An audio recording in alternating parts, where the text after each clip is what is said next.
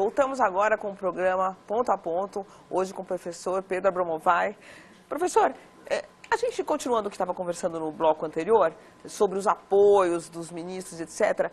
Tem um caso recente agora do ministro Luiz Fux, do Supremo Tribunal Federal, que antes de ser nomeado se reuniu com réus do Mensalão, José Dirceu, se reuniu com João Paulo Cunha, se reuniu, segundo o deputado Cândido Vacarezza do PT, se reuniu também com Paulo Maluf, que é réu no Supremo Tribunal Federal, pediu apoio do Antônio Palocci, Delfim Neto, João Pedro Stedley do MST, uma ampla gama de apoios. Primeira pergunta que eu aponto, assim, dos réus, por exemplo, entenderem que ele já tinha lido o processo, achava que não tinha provas e queria absolvê-los. Então, a primeira pergunta sobre esse caso foi correto ele se reunir com réus de um caso dessa envergadura que ele iria julgar? Primeira pergunta. Segunda pergunta, na sistemática de sabatinas do Senado, não seria interessante que os ministros, os candidatos a ministro, indicassem todos os apoios que eles tiveram? Olha, acho que tocou no ponto central. Hoje não tem regulamentação, é um processo político que deve ser um processo político de indicação para o Supremo Tribunal Federal. Assim na maioria dos países presidencialistas, sobretudo. Acho que essa é a melhor maneira. Sempre essa indicação acaba sendo política, mesmo nas quais ela não é de livre escolha do presidente, tem listas, etc. Ela também é política, mas é uma política que envolve mais gente. O que a gente precisa realmente transformar no Brasil é a maneira de se fazer essa sabatina.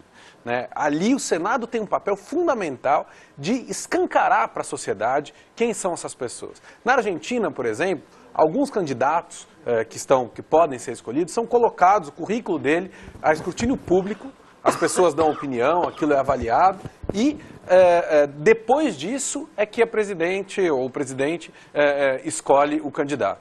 Nos Estados Unidos, a sabatina dura meses, onde tem uma série de requisitos que a pessoa tem que dizer com quem se reuniu, por quê, quais as posições em outros casos. Aqui as sabatinas elas têm melhorado. A sabatina da ministra Rosa Weber e a sabatina do ministro Teori foram muito mais incisivas do que, por exemplo, a do ministro Fux, que foi uma sabatina quase pro forma. Né? Então, e pelo que a gente viu, tinha muita coisa a ser revelada naquela sabatina. Então, o Senado tem que assumir cada vez mais esse papel, e isso não pode ser visto como uma coisa agressiva contra o ministro, tem que ser visto como parte do jogo.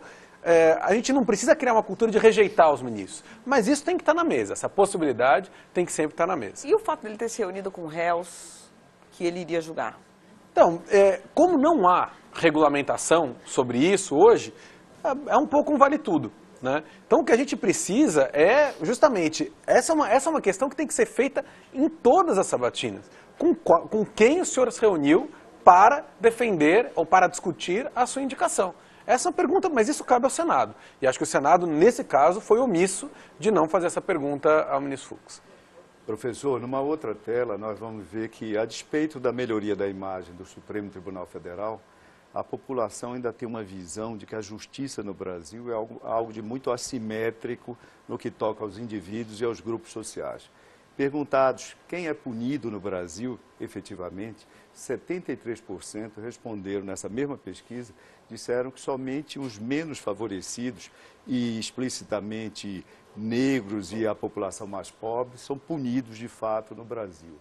9% apenas responderam que todos os criminosos, ou seja, todos os que incidem em comportamentos ilegais. E 13% disseram que simplesmente ninguém. Essa seria a terra, literalmente, da impunidade. O que é que pode, o que deve fazer a justiça brasileira para melhorar essa percepção que a pesquisa revela? Olha, em primeiro lugar, acho que a população é muito sábia, porque é exatamente isso que acontece. A gente pode ter exceções específicas, etc., mas que, em grande medida, as pessoas que estão presas hoje no Brasil são as pessoas mais pobres. Quer dizer, qual é o crime que encarcera hoje no Brasil?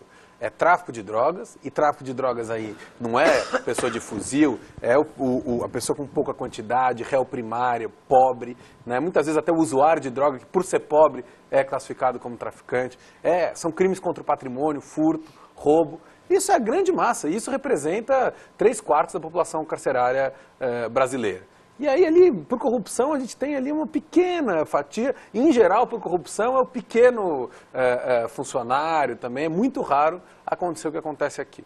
Então, acho que tem muitas medidas a serem tomadas. Acho que a gente precisa, acho que muitas delas já foram, fortalecer essas instituições como a Polícia Federal, como o Ministério Público Federal, os mecanismos de investigação, e colocar um pouco mais a energia da polícia no enfrentamento ao crime organizado, ter como medida mais o enfrentamento ao crime organizado, o combate à lavagem de dinheiro, do que simplesmente encher o presídio de pessoas que representam números. Parece que a gente está fazendo alguma coisa, né? Temos quase 600 mil presos no Brasil, mas isso no representa... âmbito da justiça, professor, o CNJ tem contribuído para melhorar esse quadro e o que é que está faltando o CNJ fazer?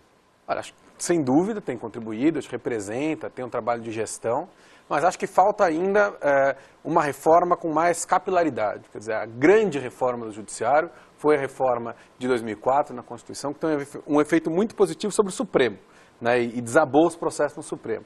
Mas na base, a gente precisa fazer muita coisa ainda de melhorar a gestão, melhorar condições de trabalho, algumas ainda questões processuais, para que a gente não tenha essa montanha de processo que impede julgamento. Do ponto de vista de recursos também, acho que em matéria penal é muito evidente que tem muito mais recursos para um tipo de réu do que para os réus que enchem os presídios. Professor, nós estamos chegando ao fim, mas só para finalizar, existe aquela velha frase no Brasil de que no Brasil só os 3 P's é que são punidos, que são pretos, pobres e prostitutas, e que agora teria sido acrescido mais um P, que são os petistas. Então eu queria fazer a seguinte pergunta para o senhor. Houve de fato uma mudança de jurisprudência nesse julgamento apenas para que se pegassem réus ligados aí ao governo atual, ou não, o Supremo inovou ou não? Isso também foi algo que os próprios ministros falavam, Lewandowski falava, estamos inovando, o Celso de Mello pontuava, não há nenhuma inovação. E o senhor acha que um julgamento desse tipo, com réus de colarinho branco, vai se repetir ou nós vamos parar aqui? Acho que houve várias inovações, sim, e acho que houve inovações pelo fato de o Supremo estar debruçado num processo, ele cuidando do processo, e não em grau de recurso. Em alguns casos isso é positivo, em outros é negativo porque não dá o distanciamento necessário, que o Supremo foi tão importante várias vezes para julgar abusos de juiz de primeira instância. Por exemplo, só um exemplo. A definição sobre lavagem de dinheiro, a própria definição sobre quadrilha, isso se inovou. Eu não sei se aquilo fosse julgado em grau de recurso, se o Supremo teria a posição que teve, né? Então, acho que tem que se tomar cuidado com essas inovações. Acho que sim, é uma nova cultura de fazer o foro de privilegiado não ser mais privilegiado, e sim ser simplesmente o lugar onde se julgam os poderosos. Espero que não fique restrito a esse caso. Acho uma pena que o outro caso, tão parecido com esse, como é o Mensalão Mineiro, fique tão para depois, como tem ficado, e tem uma chance grande de, se os réus tiverem a mesma pena do crime estar prescrito. Acho que isso vai ser muito desmoralizador. Quer dizer, a imagem, mesmo que não seja por razões políticas, a imagem de que foi uma coisa política vai ser muito forte, e quem vai ter que explicar isso para a sociedade, sem dúvida, é o Supremo. Ok, professor, chegamos ao final do nosso programa. Queria agradecer a sua presença. Eu que agradeço, muito obrigado por poder participar e discutir esse tema aqui com vocês. Obrigado, professor, pela presença aqui no Ponto a Ponto. Lembrando que você pode rever todos os nossos programas no site www.bandnewstv.com.br. Muito obrigado pela audiência. E você pode entrar em contato com a gente pelo e-mail pontoaponto@band.com.br e pelo Twitter @pontoapontonews. Muito obrigada pela companhia e até o próximo programa.